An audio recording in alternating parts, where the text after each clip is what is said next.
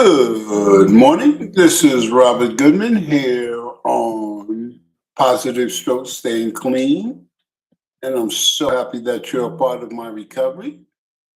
And I'm so happy that you're here. And we're going to talk about listening. We're going to talk about listening. And this is a skill that we must teach ourselves.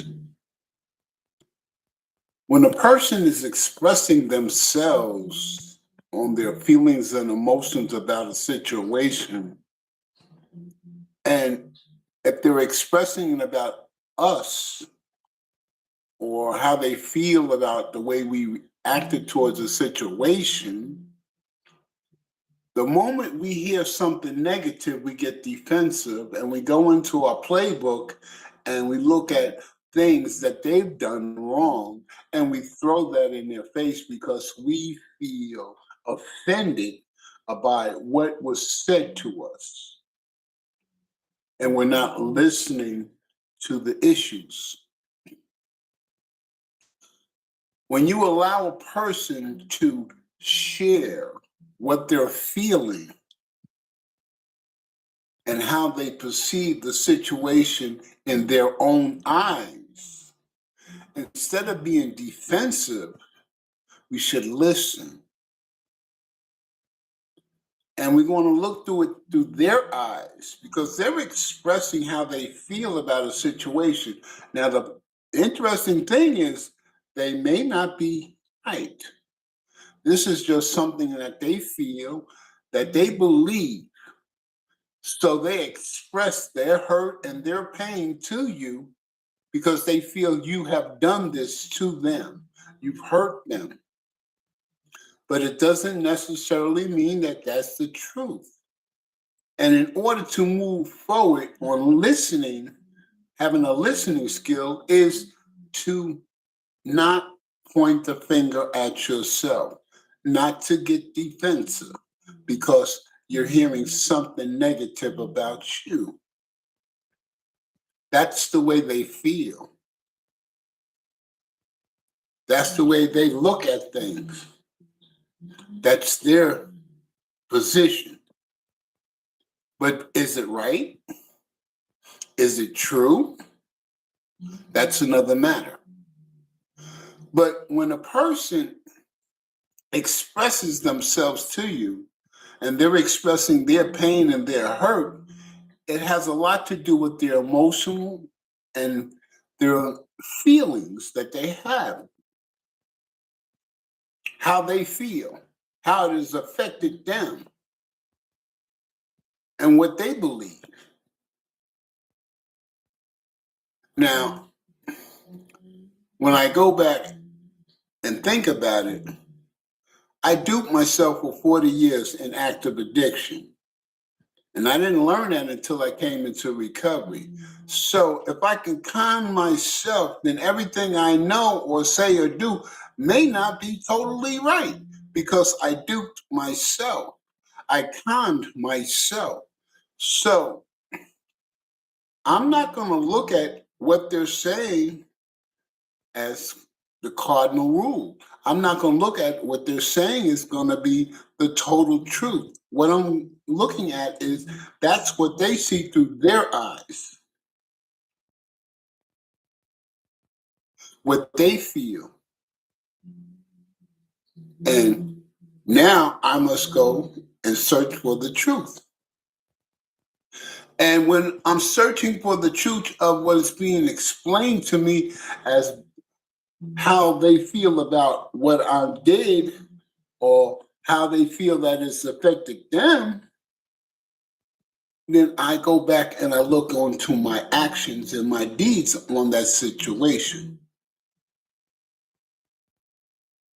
And my mind may have been in a total together different form, a different plan.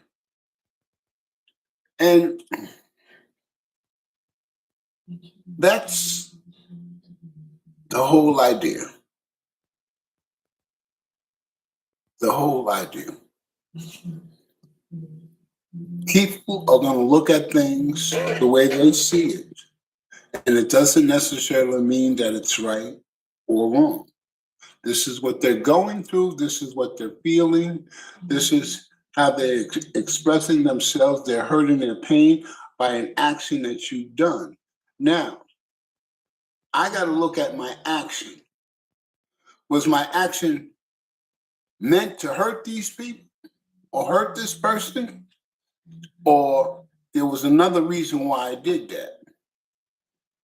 And when I look at myself and my actions, you had nothing to do with the situation, basically. But I thought that you thought that it meant something, that I was directing it towards you. Rule that I had to learn that recovery taught me is that we all perceive and look at situations differently. And the example I can give to you is that when I was in management and I gave a task to 10 different people to accomplish this job, they did it 10 different ways. And each of them got their task done, but it's all basically the same thing. But they all did it a different way and got it done in record time. So that made me realize that we all look at a problem in a situation in a different way. So we are drawing our conclusion on what we feel is the truth. And each person draws their own conclusion thinking that that's true. So the thing is that we all can be looking at a situation the wrong way. But we feel that it's directed to ourselves because of the way it went down. We feel that maybe we wasn't getting the attention that we need, or our position wasn't respected.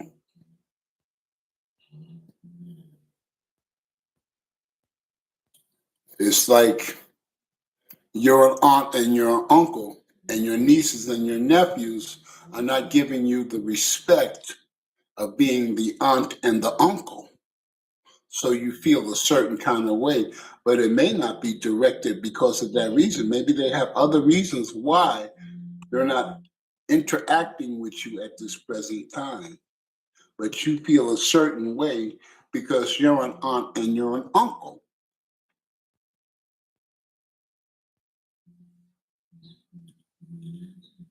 Or if your mother and your father and your child is not contacting you and is not letting you know what's going on with them, and you're worried and concerned that something bad is happening or they're going through some things, and you're running around trying to figure it all out, and they're trying to handle their business to be the best that they can be, but you feel that you're being left out because you're the parent. And why haven't they contacted you? It's how we perceive things, how we look at things. So the point I'm trying to make is to have a good listening skill is to not judge a person by what they're saying. Don't catch feelings by what a person is saying. They're expressing what's going on with them and how they look at things. It doesn't necessarily mean that it's right or wrong. It does mean that they're looking at it this way. Allow a person to express their feelings to you. And when you do, then what happens is they feel that you understanding what they're going through. And if you don't go on the defensive and just listen, and you can say, well, this is something we can work on together to make it better. And when we do that, it changes the narrative of how they feel about what we just said and what they just said. And then now they can come to you without being a boxing match. You throw something to hurt me, I'm gonna throw something to hurt you. You throw something to hurt me, I'm gonna throw something to hurt you. But the issue never gets solved when we do it like that. But if we allow a person to express their feelings and what's going on with them, then we can understand if they're moving in the right direction or they're moving in the wrong direction. Or did you didn't understand what I meant, but you took it the wrong way. So now I'm going to explain it to you. And the issue gets solved. But if we want to throw mud back and forth because a person is trying to express their feelings and their emotions to you, that what's going on with them, and you choose to get defensive, the problem never gets solved. It just compounds more stuff on it and more issues, more problems, and the separation gets wider, bigger, and bigger, and bigger, until there's no relationship at all. So, what we talked about today is listening. Allow a person to express their feelings and their emotions. You don't have to get defensive and throw mud at them while they're expressing their feelings and emotions to you. You want to listen to what they have to say. And if it has any credence to what they're saying, then you be honest about what you say and what you do. And if it has no credence, then explain yourself to them. You want to have a line of communication of honesty open. You want to build a relationship with that person that the next time they have an issue and they feel they have it against you, they will come directly with you and talk to you about it instead of assuming that it's this way or that way. So, I hope you got something out of what I'm sharing today, because listening is one of the powerful tools that'll keep you grounded and rooted in recovery. I've listened to people say some very bad things about me, and I've listened to people who've said some really very good things about me. And when the person explains the bad things that they've done about me, it makes me think, did I do something to them?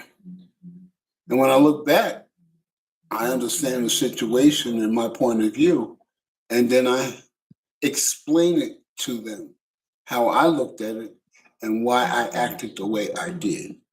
So they have a perfect understanding of who Robert is and why he did what he did. See, when we communicate, we got to keep the lines of communication open. That is the most important thing in recovery. That's important because we're living life on life's terms. We're moving forward. We're not allowing to have things live rent-free in our head. We're not allowing things to live rent-free in our head anymore. We're handling our business. We're building sound relationships by allowing a person to express how they feel. And then we can express our truths and we can come to an understanding about the situation. And our relationship will stay intact. So it's Tuesday. I hope you had your coffee. I hope you had a great night's sleep. I hope you're taking care of yourself. Because here's the thing. Just because you did the work in recovery doesn't mean that the work is over. You'll be working on yourself until the day you die. Robert works on himself on a daily basis because he knows that Robert Goodman is an imperfect person and he makes mistakes. So he has to keep the focus on himself to make sure he doesn't make as many mistakes as I possibly can. I try to make less mistakes. I try to make sound decisions. I try to listen before I act. And listening before I act is a very great tool to keep me clean and sober on a daily basis. Y'all have a great day, and remember, you're the most important person to yourself. You've done the work, you've moved forward in your recovery. You've done things and accomplished things that you thought you never could accomplish. So be grateful for your position and where you're at in recovery and move forward to live your best life. Y'all have a great day. See y'all tomorrow.